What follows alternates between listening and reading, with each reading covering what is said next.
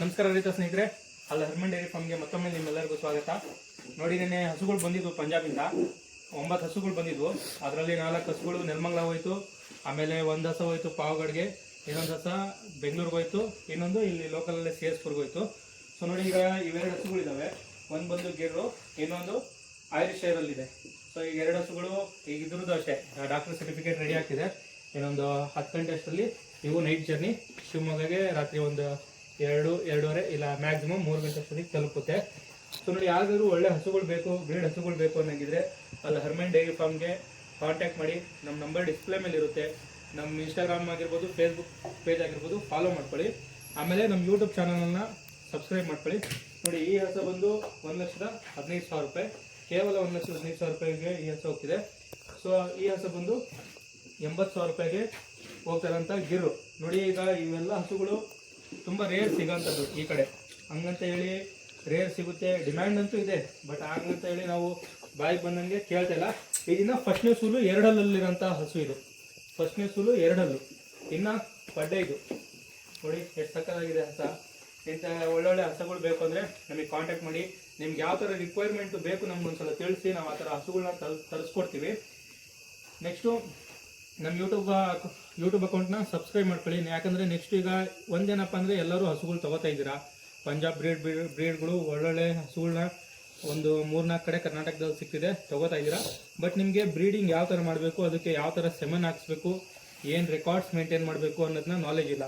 ಸುಮ್ಮನೆ ಈ ಕಡೆ 1,20,000, 1,30,000, 1 ಲಕ್ಷ, 2 ಲಕ್ಷ ಕೊಟ್ಟು ಹಸುಗಳು ತೊಗೊಳ್ಳೋದು ದೊಡ್ಡ ವಿಷಯ ಅಲ್ಲ. ಬಟ್ ಅದನ್ನು ಯಾವ ಥರ ಮೇಂಟೈನ್ ಮಾಡಬೇಕು, ಅದಕ್ಕೆ ಯಾವ ಸೆಮನ್ ಹಾಕ್ಸ್ಬೇಕು ನೆಕ್ಸ್ಟ್ ಹೀಟಿಗೆ ಬಂದಾಗ ಅನ್ನೋದೆಲ್ಲ ಕಂಪ್ಲೀಟ್ ನಾಲೆಜ್ ಇರಬೇಕು. ಇಲ್ಲ ನೀವು ಹಾಕಿರೋ ಬಂಡವಾಳ ಅದೇ ಆ ಸೂಲಲ್ಲಿ ಹಾಲು ಕರ್ಕೊಂಡು ಹಸನ ಲಾಸ್ ಮಾಡ್ಕೋತೀರಾ.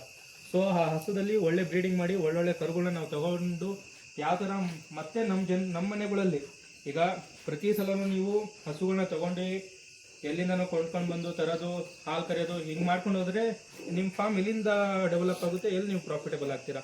ಯಾವಾಗ ನಿಮ್ಮ ಮನೆಗಳಲ್ಲಿ ಒಂದು 25-30 ಲೀಟ್ರ್ ಕರೆಯೋಂಥ ಕರುಗಳು ನಿಮ್ಮ ಮನೇಲಿ ಹುಡ್ತಾವಲ್ಲ, ಆವಾಗ ನಿಮ್ಮ ಫಾರ್ಮ್ ಸಕ್ಸಸ್ ಆಗುತ್ತೆ.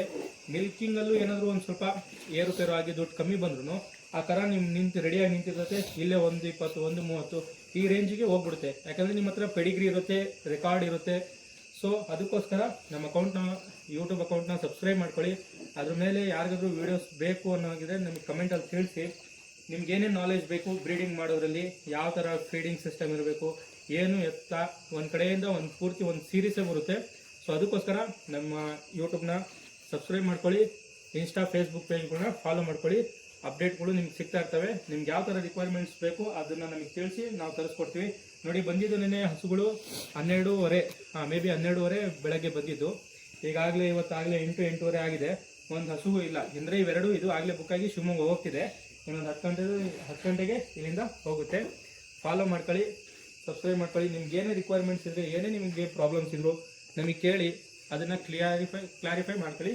ಧನ್ಯವಾದಗಳು. ಮತ್ತೊಂದು ಸಲ ಹೇಳ್ತೀನಿ, ಅಲ್ಲಿ ಹರ್ಮನ್ ಡೈರಿ ಫಾರ್ಮಲ್ಲಿ ಒಳ್ಳೊಳ್ಳೆ ಪಂಜಾಬ್ ಹಸುಗಳು ಬರ್ತವೆ. ನಿಮ್ಗೆ ಯಾವ ಥರ ರಿಕ್ವೈರ್ಮೆಂಟ್ಸ್ ಬೇಕು, ನಿಮ್ಗೆ ಹೆಂಗಂದರೆ ನಾವು ನಮ್ಮಿಂದ ತೊಗೊಂಬಂದು ಕೊಡೋದಕ್ಕಿಂತ ನಿಮ್ಗೆ ಯಾವ ಥರ ರಿಕ್ವೈರ್ಮೆಂಟ್ಸ್ ಇದೆ ಅದನ್ನು ನಮ್ಗೆ ತಿಳಿಸಿ.